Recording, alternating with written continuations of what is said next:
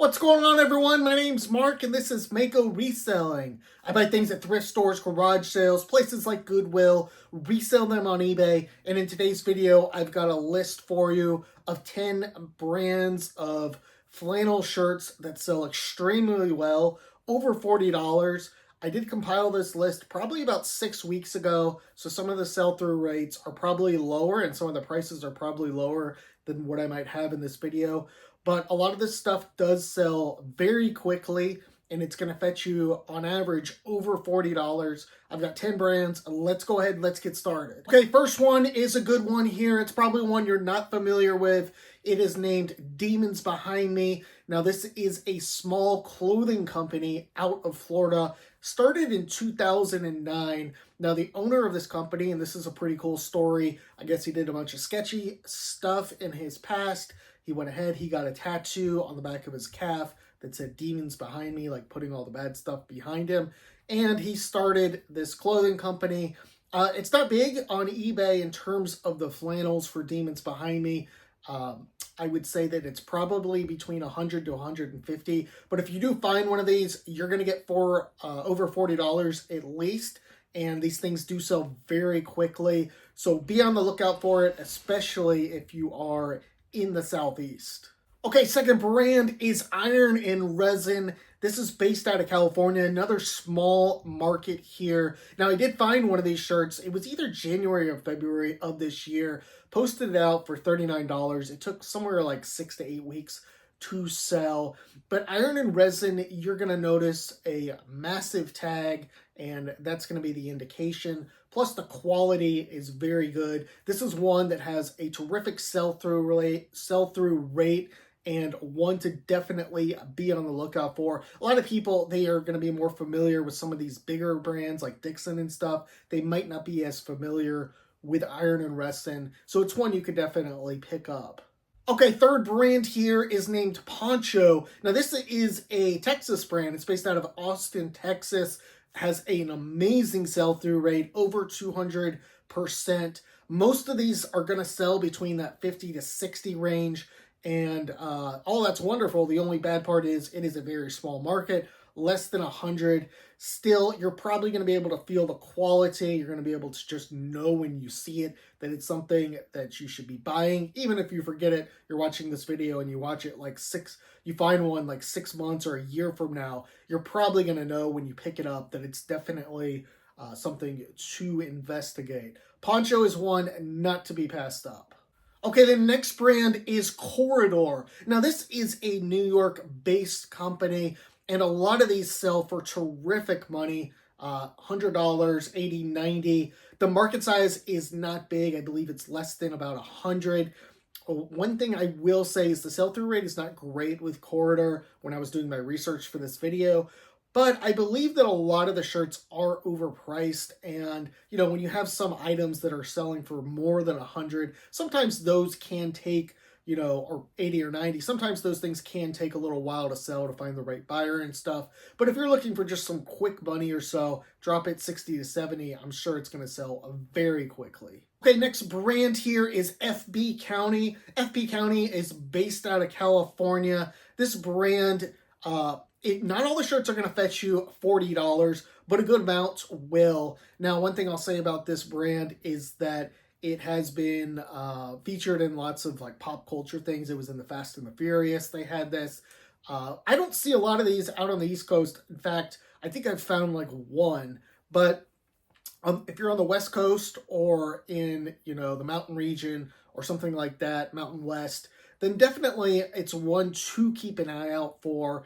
And I would suggest definitely buying it if you find it, or at least looking up. Maybe like a small one with like a stain is definitely not worth buying. But if you find a big size in a nice pattern, it's definitely worth checking out. A lot of you might be familiar with this. This is Simms.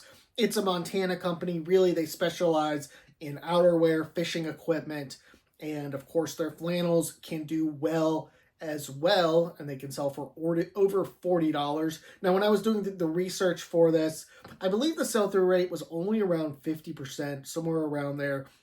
But I suspect that has gone up quite a bit, and the prices have gone up. Sims is definitely one I would be comfortable buying for like $5 to $7. And, you know, in a bad scenario, maybe it goes for like 25 to 30, or you even have to go to 20. But I would be pretty comfortable in a bigger size buying this, especially in a cool pattern. Okay, next brand here. This is one I think that is kind of popular with the YouTube resellers. American Giant. It is a California company. Their flannels do so well. The market size is not big. I think it's around 100 to 200. Sell-through rate is good with this, and these can definitely fetch you over $40. One thing I'll say is these are made in the USA. American Giant is made in the USA, so if someone does find it, if they are a reseller, and if they happen to not be familiar with it, they're going to probably look it up, which makes it harder to find these shirts. These shirts are also only sold online. They don't sell them in any sort of retail store or physical store, so I do think that helps with the scarcity of these products. Okay, next brand here might be a little bit controversial, Pendleton. Now, certainly not all Pendleton flannels are going to fetch you over $40, but I think it's important to point out that if you find vintage, if you do find outerwear or large sizes with a good pattern, I do think that those can fetch you over $40. Now, the market size for Pendleton is big. It's around 10,000. And there's only about 2,500 sold. Although I suspect, you know, a lot of people do overprice. They take bad photos. That kind of stuff always hurts the sell-through rate. Pendleton is one to look out for if you find the right size, if you find vintage. And unfortunately, I really like Pendleton. I wish that it was a brand that sold better. I know it used to, but it's just not the case anymore. Okay, rounding out our top 10 is Stussy. Stussy is a California company based out of Laguna Beach. Really, they specialize in streetwear, surfing stuff. Or at least that's how they kind of started. They ventured out into some other stuff. They ventured out into flannels. Now, not all from this brand is going to fetch you that $40, but I suspect that some of the things that are happening, or at least when I was doing my research, a lot from this brand seemed to be auctions. It seemed to be damaged stuff that, you know, people were just trying to move or stained. So if you do find a nice clean piece, a really cool design, something loud, I would think people would want, you know, I feel like I would feel comfortable enough pricing it in that low 40 range. Also, definitely keywords are important with this. Skating, streetwear, you know, stuff like that. What else? Roller? No, that wouldn't really fit in. But anyhow, Stussy is another one to keep an eye out for. Hey, 3 more honorable mentions. First one, I'm sure most of you are familiar with. Filson, very strong brand. Obviously buy it. Everyone kind of knows Filson, so it's going to be very difficult to find it. I did find some pants a couple of months ago, Filson pants. They sold for like 45, 48, like in a matter of in a week or something. Another brand is Ironheart. Now, I think I've found this once or twice, but it's definitely not something I come across very often. Finally, there's another one I've never found. It's called UES.